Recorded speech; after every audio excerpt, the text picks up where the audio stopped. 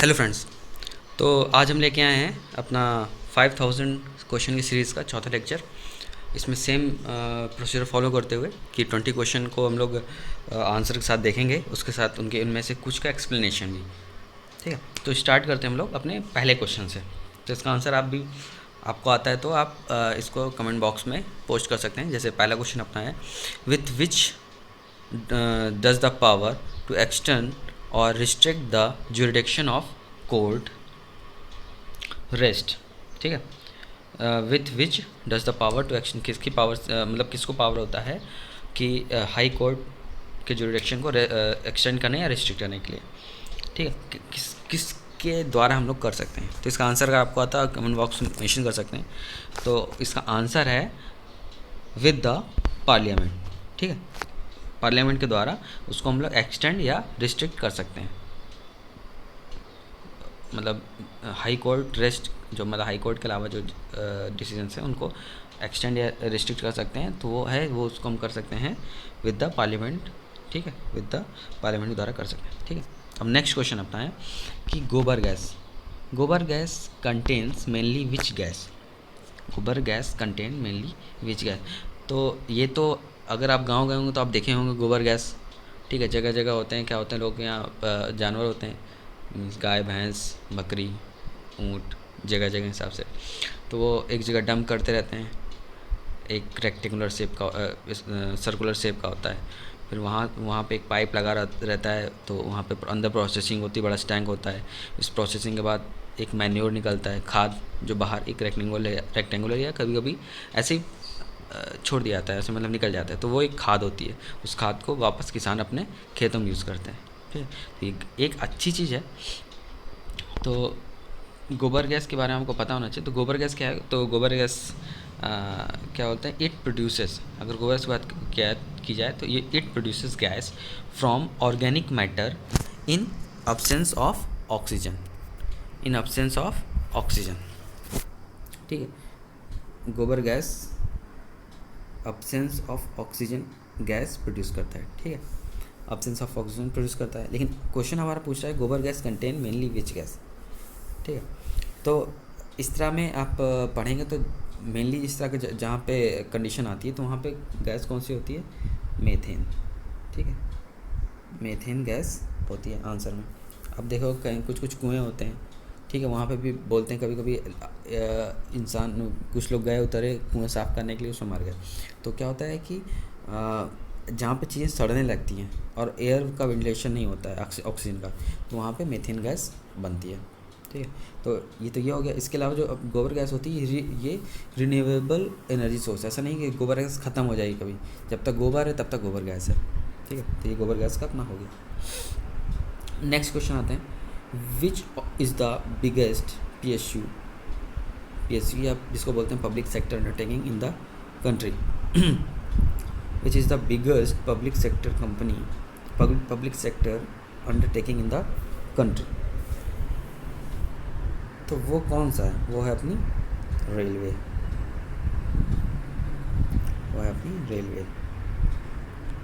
ठीक है, रेलवे जो है वो सबसे बड़ी पब्लिक सेक्टर अंडरटेकिंग है। पब्लिक सेक्टर अंडरटेकिंग अपने देश की रेलवे है। ठीक है, next question, next fourth question है अपना,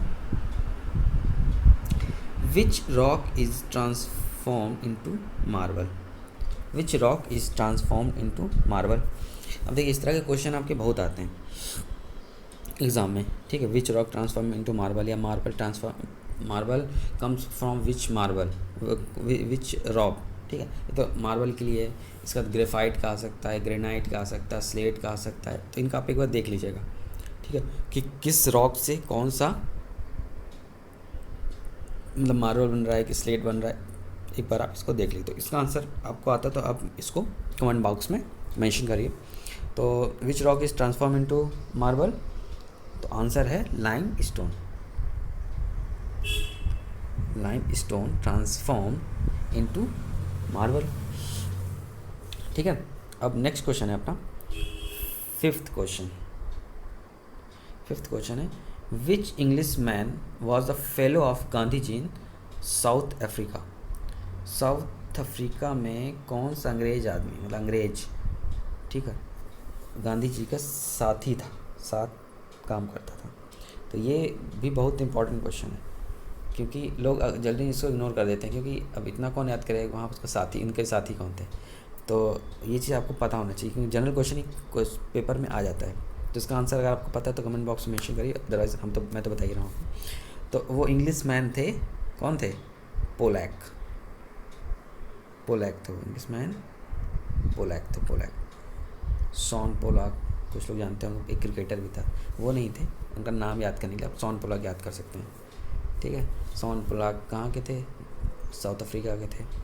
और ये कौन है? पोलैक है, ठीक है। तो इसको आप ऐसे याद कर सकते हैं, इंग्लिश मैन वो कौन थे साउथ अफ्रीका में? वो पोलैक थे।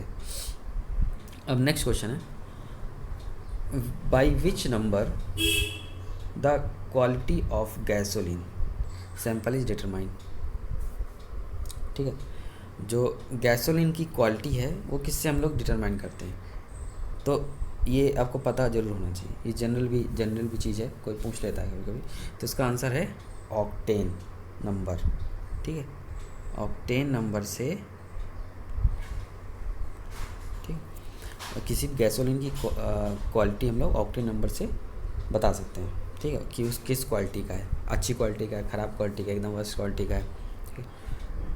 नेक्स्ट क्वेश्चन है अपना,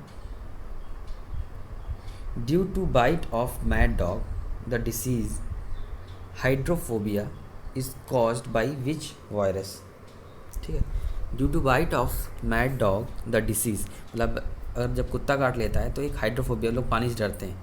कुत्ते क्या होते हैं? कुत्ते पानी से डरते हैं। तो कभी कभी कुत्ते काट लेते हैं तो उसकी वजह से आपको हाइड्रोफोबिया, पानी से डर लगने लगता है। तो उसके पीछे कौन सा वायरस होता है? तो जब कुत्ते का नाम आ गया तो आपको जनरल हमेशा ही याद हो जाता है कि वहाँ कौन सा वायरस आता है? रेबीज़, ठीक है, रेबीज़, ठीक है। अब रेबीज़ वायरस ऐसा नहीं सिर्फ कुत्तों से फैलता है, वो शेर से भी फैल सकता है। लेकिन शेर से कैसे बचेगा आदमी जब शेर से फैलेता है कि नहीं फैलता? नॉर्मली तो फैल देगा नहीं, क्योंकि शेर के कांटेक्ट में जाएगा होता है तो ख़त्म, ठीक है। तो जो रेबीज़ वायरस है ये ऐसा नहीं सिर्फ कुत्तों में होता है, ऐसा नहीं सारे कुत्तों में होता है, ठीक है। तो it is a deadly virus spread to people from saliva of infected animal. उनकी जो लार होती है, जो इन्फेक्टेड एनिमल होते हैं, सब में नहीं होती, मतलब जो इनको हो चुका होता है रेबीज़ वायरस, उनके लार में है, तो उनसे फैलता है। तो किसी से फैल सकता है, लोमड़ी से, शेर से, कुत्ते से, भेड़िए से, मतलब XYZ जो भी जानवर हो, वो किसी से फैल सकता है, वो किसी से भी फैल सकता है, ठीक है। तो इससे बचने के लिए क्या होती है? वैक्सीन लगाई जाती है रेबीज वायरस से। तो इसका आंसर क्या है? इसका आंसर है रेबीज वायरस। नेक्स्ट क्वेश्चन है, who appoints the chief election commissioner of India? Chief election commissioner of India कौन इलेक्ट करता है? आप इसको कमेंट बॉक्स में नोट करिए। अब हम तब तक चीफ इलेक्शन कमिश्नर के बारे में बता देते हैं। तो जो chief election commissioner of India, तो ये अपने कॉन्स्टिट्यूशन में आर्टिकल 324 में दिया गया है, इसके बारे में मेंशन है। ये जो इनमें मेंबर अपॉइंट होते हैं वो सिविल जो एडमिनिस्ट्रेटिव सर्विस होती है, IAS होते हैं, वो उन्हीं में से एक होते हैं। They are appointed by president, ठीक है। ये तो इनका एक ब्रीफ डिस्कशन हो गया। अब आंसर की बात आती है, तो आंसर क्या है कि who appoints the chief election commissioner of India? तो इसका आंसर है प्रेसिडेंट। तो जो देश के जो बड़े बड़े पोस्ट हैं, जो देश की बड़ी बड़ी पोस्टें हैं, तो वहाँ पे प्रेसिडेंट ही इनको अपॉइंट करता है। तो उनको कौन अपॉइंट करता है? उनको प्रेसिडेंट अपॉइंट करता है। अब next question, what is the principal reason for the formation of metamorphic rock? तो मेटामॉर्फिक रॉक, ये तो आप इसके बारे में आप हमारे ज्योग्राफी का लेक्चर चलते हैं, क्लास 6, 7, 8, 9 NCERT के, तो उसमें पढ़ सकते हो। उसमें हमने बड़ा सही एक चार्ट फॉर्म में भी बताया है कि मेटामॉर्फिक, इग्नियस, सेडिमेंट्री रॉक कौन किस में ट्रांसफॉर्म होता है, उस क्या वजह होती है, ठीक है। उसमें आप जाके इसको एक बार पढ़िए ज़रूर। यहाँ पे इसका आंसर है due to extreme heat and pressure. मतलब जो मेटामॉर्फिक रॉक फॉर्मेशन होती है वो एक्सट्रीम हीट एंड प्रेशर से के द्वारा फॉर्म होती है। ठीक है, अब नेक्स्ट क्वेश्चन में आते हैं हम लोग। अ टेम्परेचर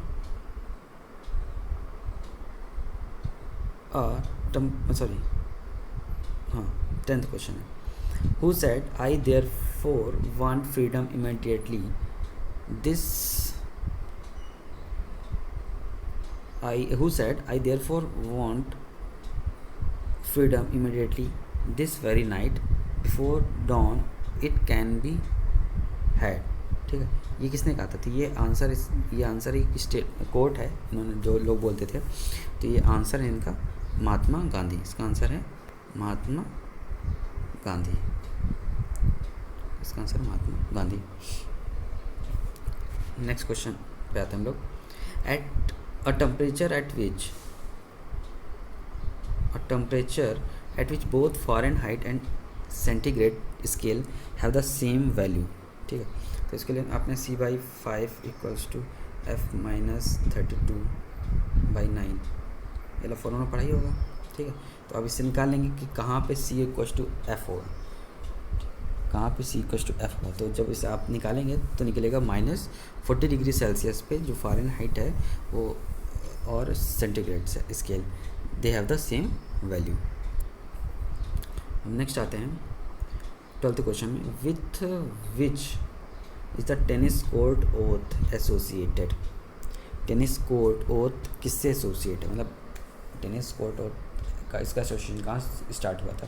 तो इसका स्टार्टिंग हुई थी फ्रेंच रिवॉल्यूशन से। तो ये स्टार्ट हुआ था फ्रेंच रिवॉल्यूशन से। फ्रेंच रिवॉल्यूशन बारे में आप कुछ चीज़ें आपको एक आध चीज़ में फ्रेंच से आपको पता चला है। फ्रेंच है तो मतलब फ्रांस में हुआ था। दूसरा ये 1789 से 1799 के बीच में फ्रेंच रिवॉल्यूशन हुआ था। और इसका होने का मकसद क्या था? इसके होने से वहाँ पे जो मोनार्की था, मोनार्की का एंड हो गया था। ठीक है, वहाँ से मोनार्की का एंड हो गया था। ये फ्रेंच रिवॉल्यूशन एक ब्रीफ हल्का सा डिस्क्रिप्शन है। तो इसका आंसर क्या हुआ? इसका आंसर है फ्रेंच रिवॉल्यूशन। अब आपका नेक्स्ट क्वेश्चन 13 क्वेश्चन है। Which is the tax that take away in higher proportion of one's income as the income rises. Which is the tax, कौन सा टैक्स है जो हमेशा हायर प्रोपोर्शन में होता है किसी की इनकम से? जैसे जैसे इनकम बढ़ती है वो हायर होता जाता है। तो ये आंसर इसका क्या है? आंसर इसका आप जल्दी से इसमें मेंशन करिए कमेंट बॉक्स में। तो which is the tax that take away higher proportion of one's income as the income rises. जैसे इनकम राइज होगी तो हायर प्रोपोर्शन में इंक्रीज़ करता है। तो इसका आंसर है प्रोग्रेसिव टैक्स। इसका आंसर है progressive tax. Next question. Where is the Sargasso sea located? Sargasso sea. अब सी और ओशन इसके बारे में भी आपको पता होना चाहिए। सी क्या होता है? एक आप तरह से देखिए एक लेक का ही बड़ा फॉर्म है। ठीक, क्योंकि सी आपस में कभी कनेक्ट नहीं होते। सी ओशन से कनेक्ट हो सकता है, सी रिवर्स कनेक्ट हो सकता है, लेकिन सी आपस में कनेक्ट आपको नहीं मिलेंगे। जो बड़े बड़े होते हैं वो ओशन होता है। ठीक है, तो सी क्या है? सी एक पार्ट ऑफ ओशन है। इसके बारे में हम लेक्चर एक लाएंगे एनसीईआरटी में। तो सरगासो सी कहाँ पे लोकेटेड है? वो लोकेटेड है नॉर्थ अटलांटिक ओशन में। नॉर्थ अटलांटिक ओशन में कौन सा सी है? सरगासो सी लोकेटेड है। Next question.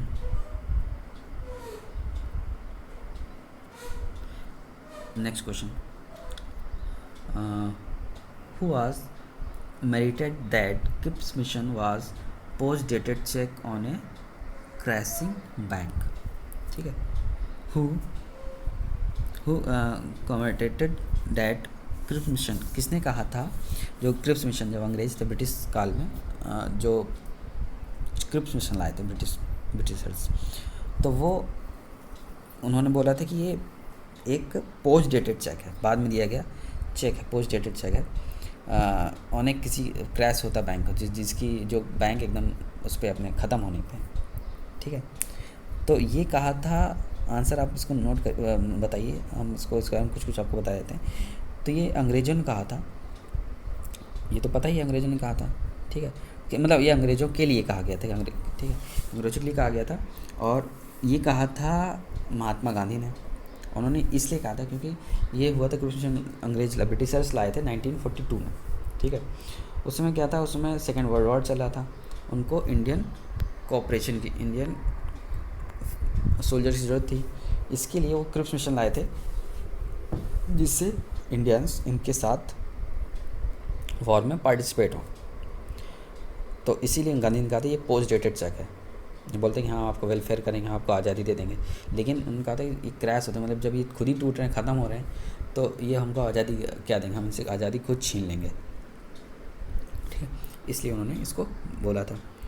अब नेक्स्ट क्वेश्चन है 16th question, medicine for epilepsy is obtain from which lichen, obtain from which लीचन।